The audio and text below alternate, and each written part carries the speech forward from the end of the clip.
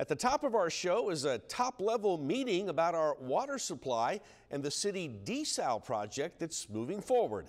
State senators and CCW water officials, along with the city manager and Mayor Paulette Guajardo, were at that meeting today.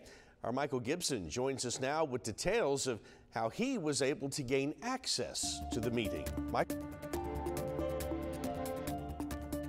Mike, I had heard about a Desal meeting happening up on the top floor of City Hall, but I didn't remember seeing any type of public notice posted anywhere. So I decided to head up and see what was going on. And after all, anything to do with our water supply and that Desal project is everyone's concern.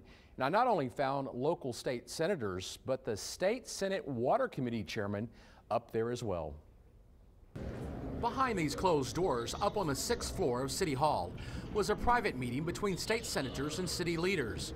That is, until we peeked in to see what was going on, and then they went ahead and let us in. A larger water State Senator Charles Perry was asking about the city's Desal project.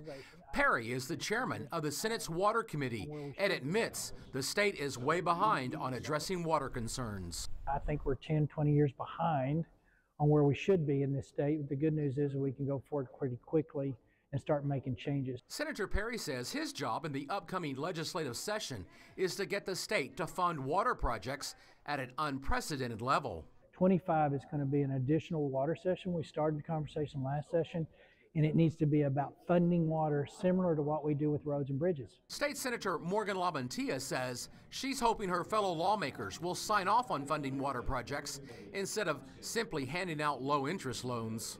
But at the state legislature, also making sure that we have enough funding from the state to really pay for these projects, because even our smallest towns can't do low-interest loans. Senator Perry says failing to move water concerns to the top of the state's agenda will have a huge impact on our economy because businesses may start to look elsewhere. If we don't get this started and get this commitment to do it in the next few years, those industries are going to take a different viewpoint of Texas, and we shouldn't let that to happen. Shame on us.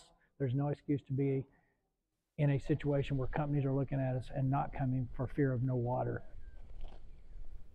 Now, the city does have plans to build more Desal plants in the near future. So this news that Senator Perry will be pushing to get the state to fund water projects has to be music to the ears of our city leaders, who might be able to save hundreds of millions of dollars in the future if the state better funds water projects like ours. Mike?